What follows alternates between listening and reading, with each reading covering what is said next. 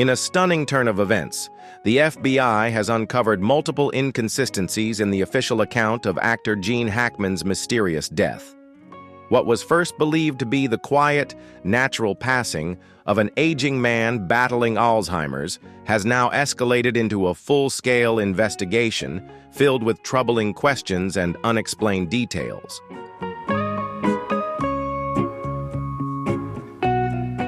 Federal agents have uncovered alarming discrepancies across medical records, forensic evidence, security footage, and the timeline leading up to Hackman's death.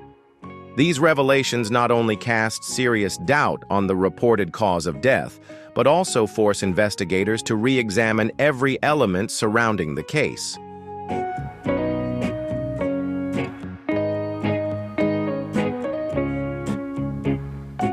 With the newly uncovered anomalies, the investigation has entered an entirely new chapter.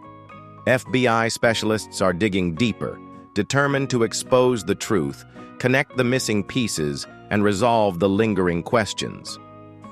Was Hackman's death truly an unfortunate accident, or is there a far darker reality concealed beneath the surface? This investigation could uncover hidden truths that change everything we thought we knew. If you want to stay updated on the latest twists in this case and help unravel the mystery, make sure to hit subscribe and turn on notifications so you don't miss a single video. And drop your thoughts in the comments.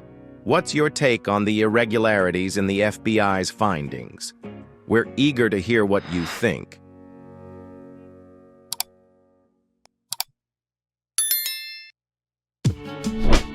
New Mexico, a chilly morning. The wooden cabin where Gene Hackman and his wife, Betsy Arakawa, had built a quiet life stood still beneath a somber gray sky. No one could have guessed that behind those walls, a silent tragedy had unfolded. When police received the call, they had no idea they were walking into something so unsettling. Gene Hackman, one of Hollywood's most legendary figures, was gone. So was Betsy Arakawa. But the question remains, what truly happened inside that house?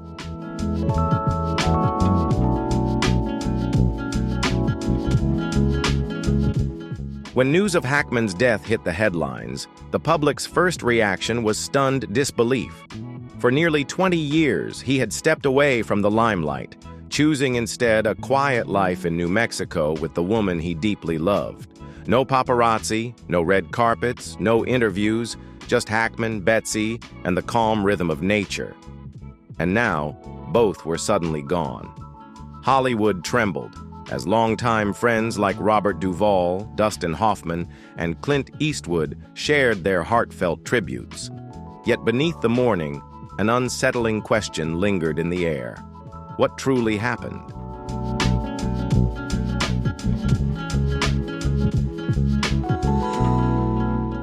The initial report stated that Hackman had died of heart disease. In the final week of his life, he was reportedly disoriented, a symptom attributed to advancing Alzheimer's. By the time anyone discovered him, it was already too late. His wife, Betsy Arakawa, was also found deceased. Her cause of death identified as hantavirus, a rare illness spread by rodents. The couple passed just days apart. To many, it seemed like a tragic but believable end to a quiet life. But the police aren't convinced. The case remains open, and troubling inconsistencies still linger.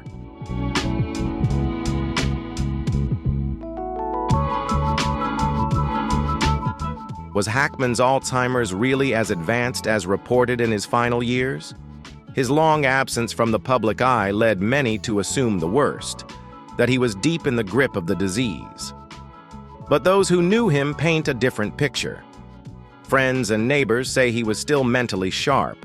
He drove himself to the grocery store, held casual conversations with familiar faces, and even jotted down notes for a book he had been quietly working on.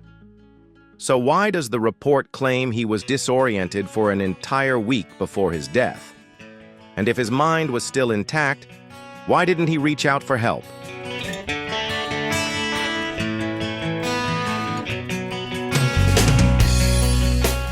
Hantavirus, a strange and unsettling coincidence. This rare disease, transmitted through rodent droppings or urine, is almost unheard of in the United States, with fatalities in the past decade few enough to count on one hand. Yet somehow, Betsy Arakawa contracted it. Oddly enough, she wasn't someone at high risk. She didn't work in hazardous environments. Their home was meticulously maintained, and no signs of rodents or infestations were ever reported. So how did the virus find its way in? And why did it emerge just as Hackman's health was rapidly declining? Is it truly just coincidence or something more?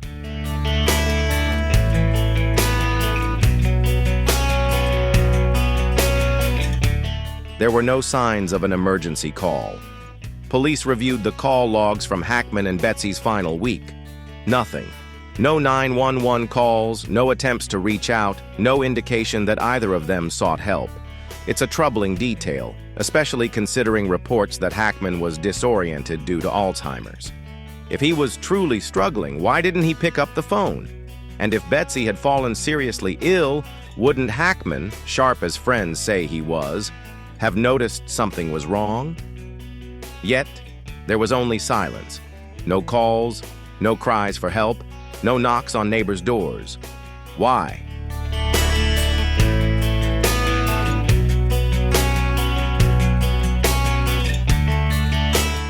What did the police have to say?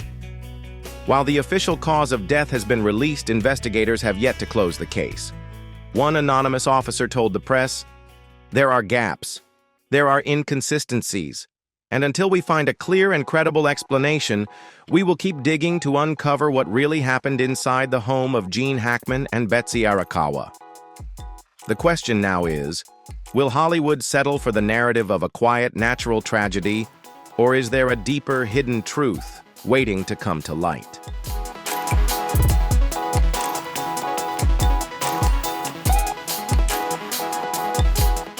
A week shrouded in unanswered questions, the house standing quietly amid the desolate New Mexico landscape, where Gene Hackman and his wife, Betsy Arakawa, had spent so many peaceful years together. But in that final week of February, the silence took on a different weight, one that felt almost haunted. Betsy died on February 18th, and Gene lived alone for the next 7 days. No emergency calls were made, no messages sent, no one saw him reach out for help.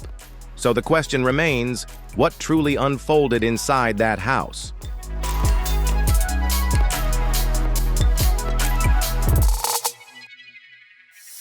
A 95-year-old man surviving an entire week in total silence, despite being a Hollywood legend, a man once defined by strength and resilience. Age spares no one. Medical reports claim that Hackman became disoriented due to Alzheimer's following his wife's death. But instead of providing clarity, that explanation only deepened the police's suspicions. If Hackman was truly so mentally impaired that he no longer understood his surroundings, how did he manage to survive alone for 7 days under such conditions?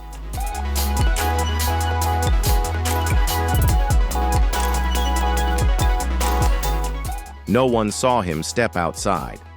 No one heard a sound from within. There were no traces of increased food or water usage. Could a 95-year-old man, supposedly disoriented and alone, truly care for himself for 7 days without support? And with no emergency calls made, the question remains, why didn't Gene Hackman seek help?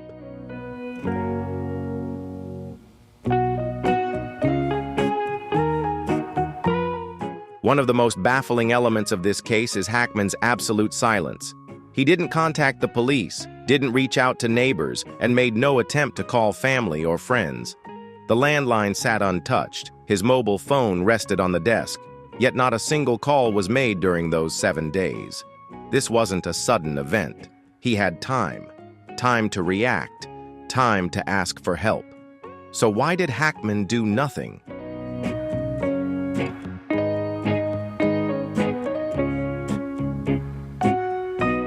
Police examined the kitchen and refrigerator inside Hackman's home.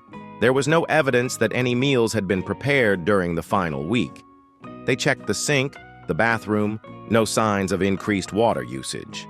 The doors remained locked from the inside. So what exactly happened during those 7 days? Was Hackman truly alive that entire time, or had he passed away earlier, his silence unnoticed by the world?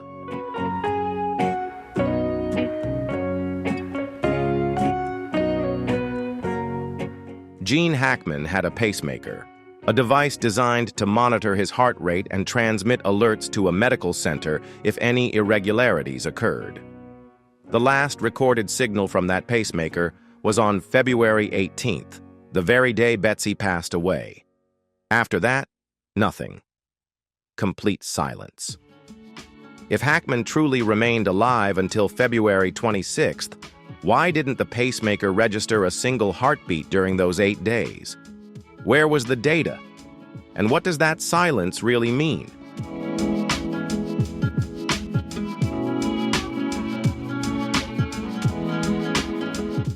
From February 18th to February 26th, it was as if Gene Hackman had vanished. No one saw him, no sounds came from the house, and no calls or messages were ever sent. It was as though the world lost sight of him the moment Betsy died. But if he truly disappeared on the 18th, why did it take 8 days for anyone to notice? What actually unfolded within those walls? The police still don't have the answers. But one thing is certain. This story is far from over.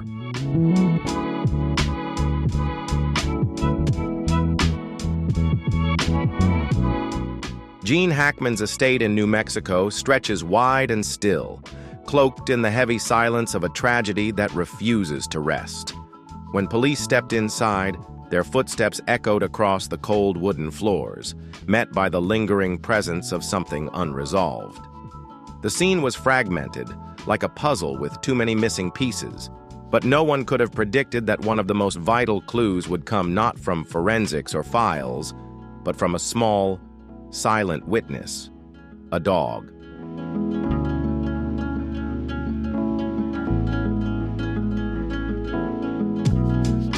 While searching the house, investigators came across something unsettling in Hackman's master bathroom.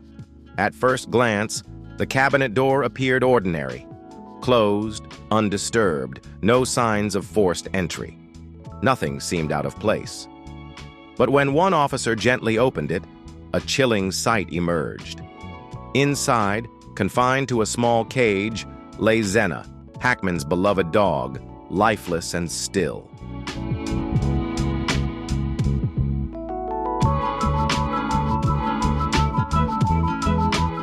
The police were stunned. Zena hadn't died from old age or an accident. She had been locked inside a cramped cabinet, left without food or water. But the deeper mystery was, why was Zena there? Who had put her in that cabinet? Gene Hackman had 3 dogs: Zena, the small one closest to Betsy Arakawa, Bear, a large, powerful dog, and Nikita, another large breed. Strangely, only Zena had died. Bear and Nikita were still alive, though visibly shaken. Both dogs avoided human touch, whining softly, their bodies tense with fear. When officers approached, the 2 large dogs cowered, pressing themselves against the wall, as if they had seen something they were desperate to forget.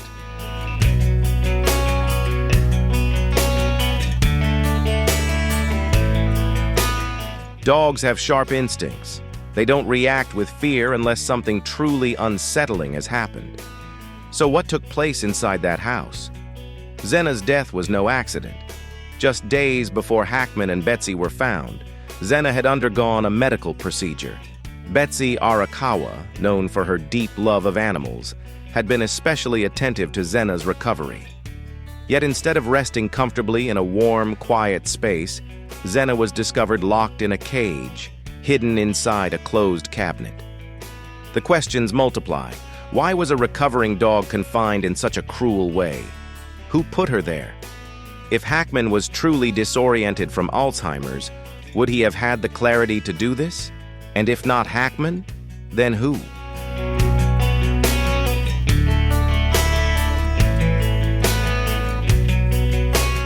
One detail continues to baffle investigators. Hackman lived alone in the house for 7 days after Betsy's death.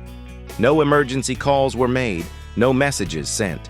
But if Hackman had truly slipped into disorientation from Alzheimer's, how was he able to survive that week without assistance?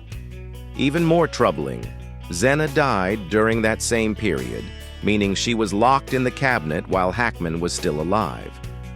So the question remains, did Hackman do this in a confused state of mind, or was someone else in that house, someone who made sure Zena would never get out?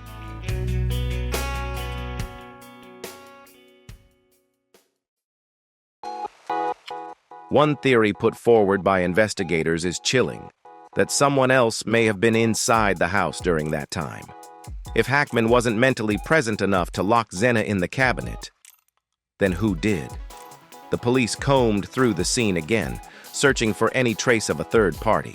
But there were no signs of forced entry, no security footage showing anyone entering or leaving, and no unidentified fingerprints anywhere in the house. If someone had been there, how did they get in? And what exactly did they do? Could Zena have witnessed something she was never meant to see? Something someone made sure she'd never reveal?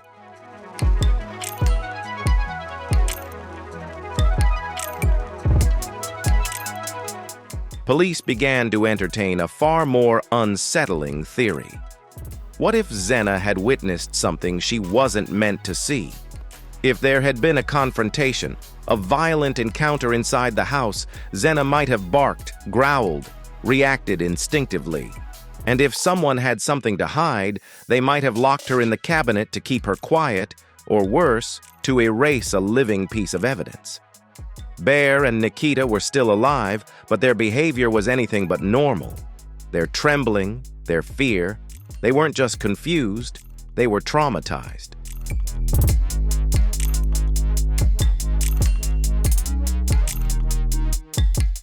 The traces from Zena's surgery, could they be part of something larger? Records from the veterinary clinic confirmed that Zena had undergone a procedure just 1 week before she was found locked in the cabinet. Was it simply a coincidence? What condition was she being treated for? Could someone have tampered with her health, or worse, used her to stage part of a larger scheme? Investigators began combing through Zena's complete medical history, hoping for answers. But what they uncovered offered no explanation for the chilling question that remained. Why was she hidden away like that?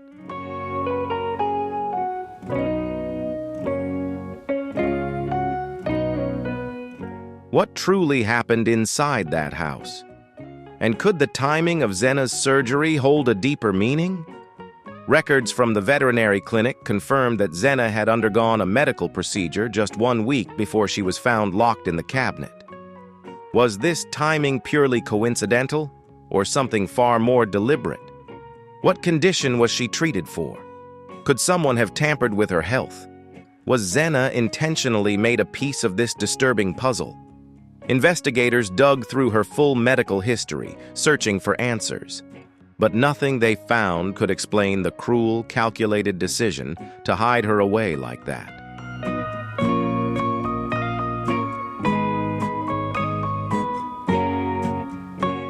Zena's death might have been a tragic coincidence, or it could be the missing link in a far more sinister chain of events. One thing is certain. Zena didn't lock herself in that cabinet.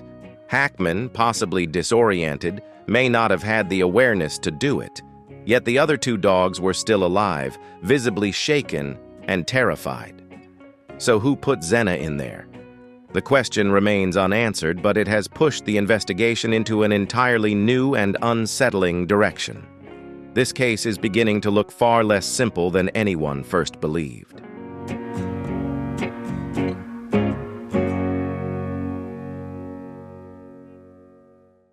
Don't forget to share this video with your friends and family if you want to uncover the secrets behind this shocking case together. Every share helps spread this story further and attract the necessary attention. Join our community to help us uncover the truth. Hit like if you agree that there's something suspicious behind Gene Hackman's death, and don't forget to leave your thoughts in the comments.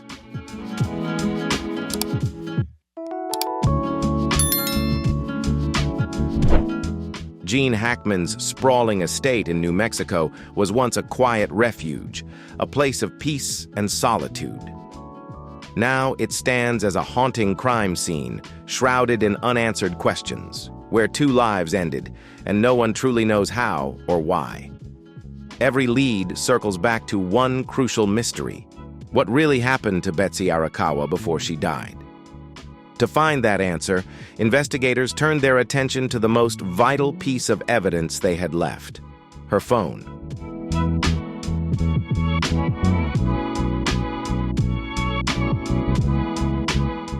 In the days leading up to Hackman's death, his phone remained eerily silent.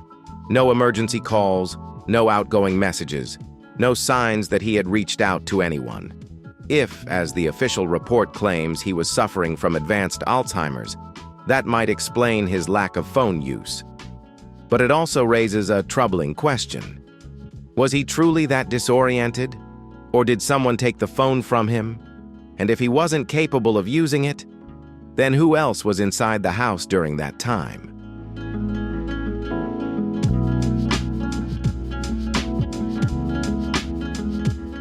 Things grew even more unsettling when investigators turned their attention to Betsy Arakawa's phone, and what they discovered could shift the entire course of the case.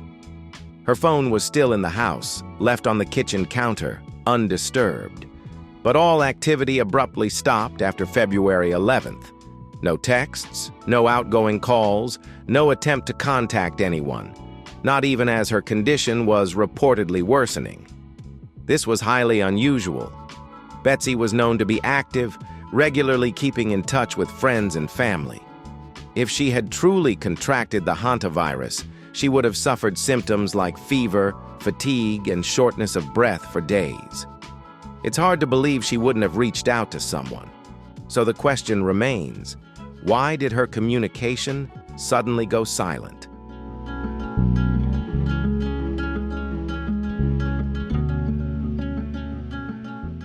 As police dug deeper into Betsy's message history, they uncovered something that didn't sit right.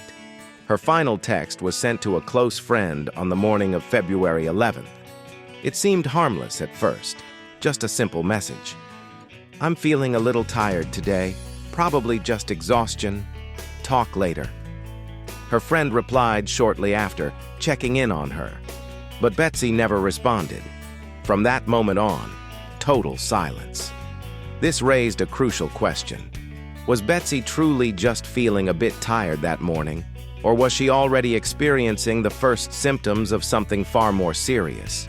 And if it was the onset of the H virus, why was there no sign she tried to get help? Why didn't she reach out to anyone as her condition worsened?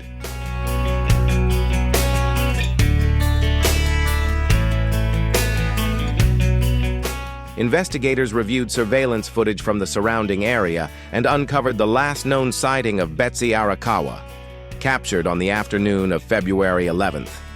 She was seen entering a pharmacy in Santa Fe, about 15 minutes from her home. Dressed in a thick gray coat, she purchased cold medicine, hand sanitizer, and a large bottle of water. At 3:40 p.m., she exited the store and drove away. That would be the final time anyone saw her alive. Why did she go to the pharmacy? Was she already feeling unwell? Did she suspect an illness? Or was she simply picking up supplies for Gene Hackman? No one can say for sure. But after that moment, Betsy vanished from all communication. No calls, no texts, no sign that she reached out to anyone. Total silence.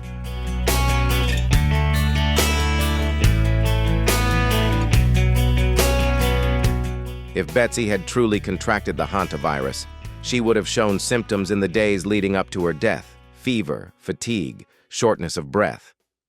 But if that was the case, why was there no evidence she tried to contact anyone? And a far more unsettling question emerged. Did her phone genuinely go silent after February 11th, or had someone deliberately wiped the data?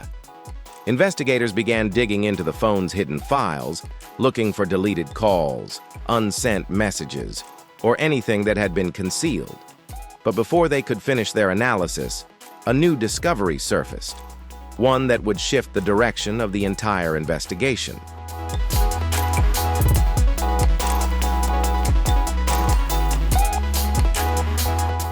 While analyzing the SIM data, investigators noticed a puzzling gap in Betsy's phone activity between February 11th and February 14th.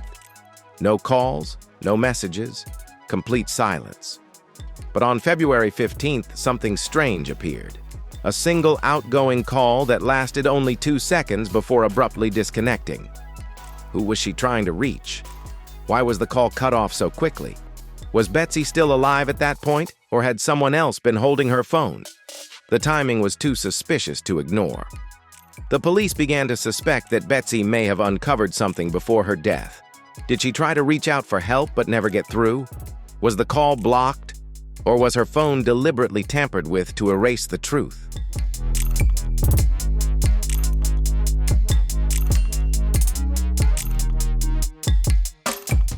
The deeper investigators delved into the case, the clearer it became that this was no ordinary tragedy. Gene Hackman's death might be just one piece of a far more complex and unsettling puzzle. And if Betsy's phone had truly been tampered with, it meant someone had gone to great lengths to hide something. The only question that remained, what was it they were so desperate to keep buried?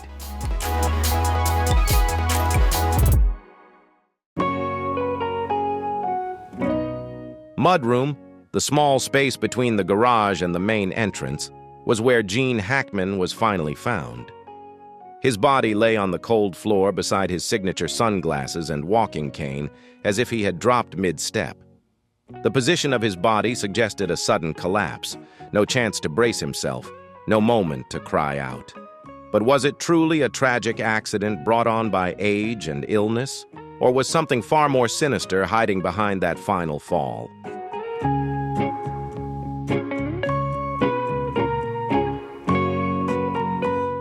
The locked room offered no signs of forced entry, yet no one else was inside. When police arrived at the scene, one detail stood out immediately. There were no signs of a struggle, nothing out of place. The mudroom was undisturbed, perfectly intact, except for Hackman's lifeless body on the floor. The front door was locked from the inside, every window securely shut, and security footage showed no one entering or leaving the property for an entire week. So how did Hackman end up there? And if he had truly been alone in the house for 7 days, why hadn't a single signal, no call, no alert, no movement, been sent from within?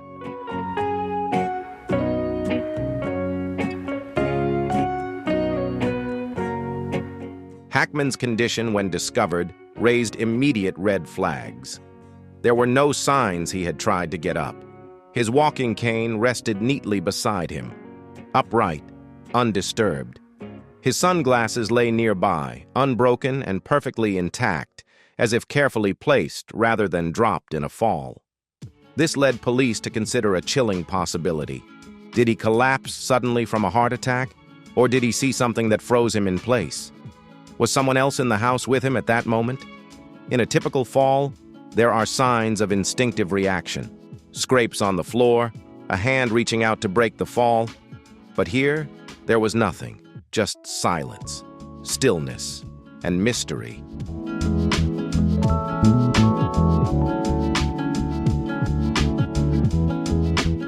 Hackman's home may have been secluded, but it wasn't isolated. There were neighbors within earshot, yet no one reported hearing anything. No cries for help, no strange noises, no unusual activity around the property. If Hackman had collapsed from a heart attack, wouldn't he have had at least a moment to call for help? And if so, why were there no calls placed during that entire week?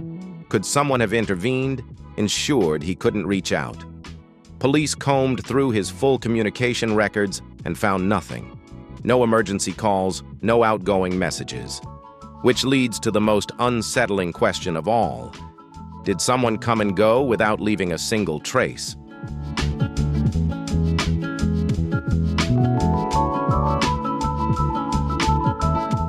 While reviewing the security footage from around Hackman's home, investigators discovered a troubling gap.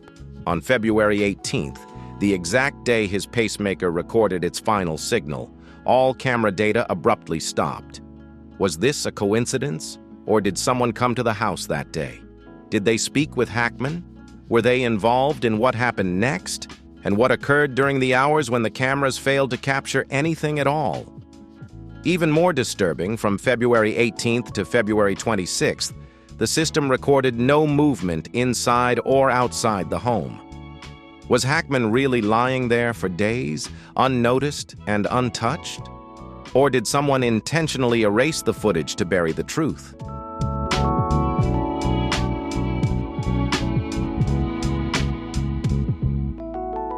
One curious detail stood out. Why was Hackman wearing sunglasses inside the house? Was he sensitive to light that day, or was he preparing to step outside? Could someone have come to visit, prompting him to meet them at the door? And then there's the walking cane, an essential tool he relied on for mobility. It was found lying right next to him, undamaged and perfectly positioned.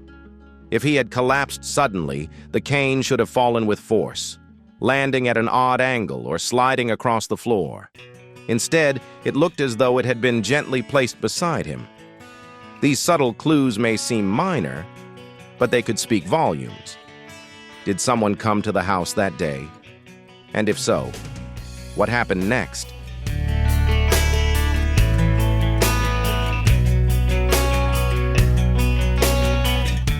Taking all of this into account, investigators began asking a chilling question.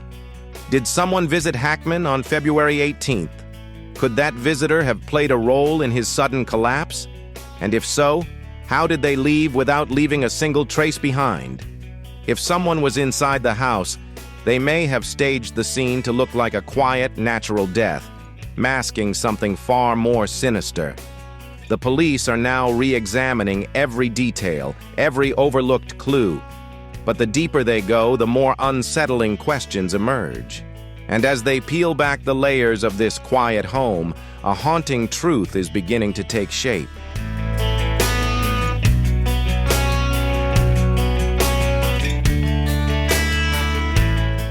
Gene Hackman's home now sits silent and abandoned. The walls still stand, but the mystery within them lingers, unanswered. While authorities have officially listed Hackman's cause of death as heart disease, following a week of disorientation brought on by Alzheimer's, and Betsy Arakawa's as the result of hantavirus, the case remains open. There are too many missing pieces, too many questions left hanging in the air. Something doesn't add up, and something isn't being said. In a new twist, the police have sent Zena's body for forensic analysis, hoping the smallest clue might unlock the truth hidden behind those quiet walls.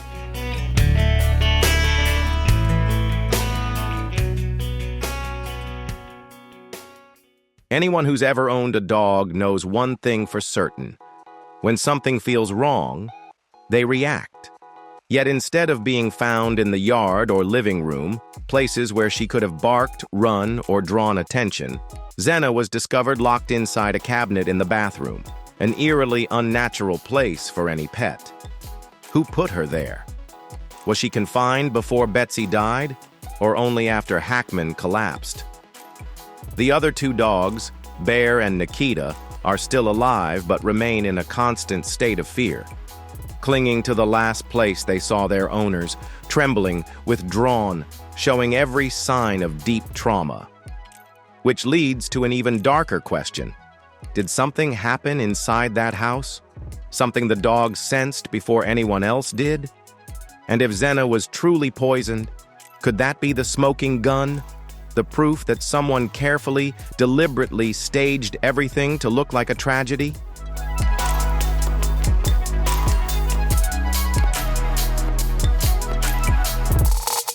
Betsy's phone data has finally been recovered, and investigators are now examining her final messages in the days leading up to her death. The last confirmed sighting of her came from pharmacy security footage on February 11th. Authorities suspect she was already feeling unwell at that point, but what happened after remains a mystery. How did she get home? Did she message someone, telling them she wasn't feeling well? Did anyone come to check on her during those final days? And perhaps most haunting of all, did Betsy try to call for help only for no one to answer?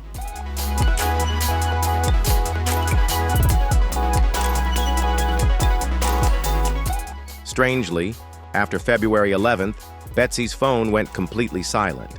No calls, no messages, no signs she reached out to anyone. A sudden, unsettling stillness. Hackman's phone told the same story. No activity, no attempts to contact anyone in the 7 days following his wife's death. Does that add up? Even in the grip of Alzheimer's, basic survival instincts often remain. If Hackman realized Betsy had passed, wouldn't he have tried to get help? Or is the truth far more chilling? Did someone ensure he never got the chance?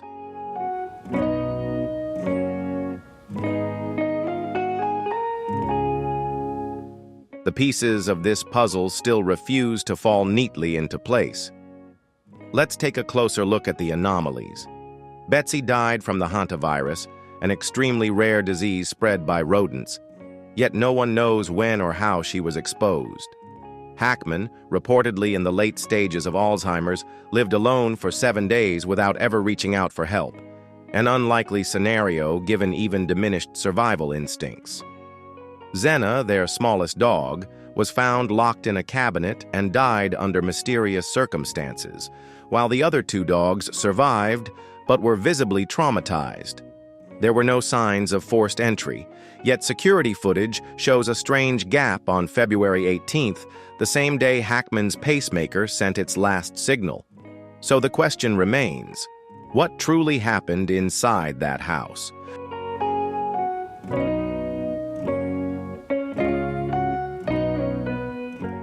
Was Gene Hackman truly alone in that house during those final days? Or was someone coming and going undetected, slipping through the cracks without leaving a trace? If this was merely a tragic accident, why are there so many unanswered questions? So many details that defy logic? One thing is clear, the police aren't ready to close the book just yet.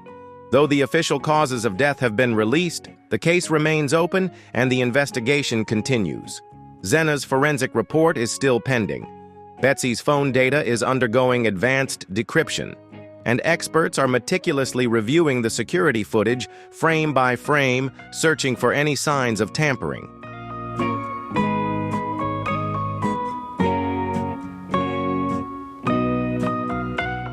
With the troubling revelations in the FBI report, the case surrounding Gene Hackman remains one of unanswered questions and unsettling possibilities.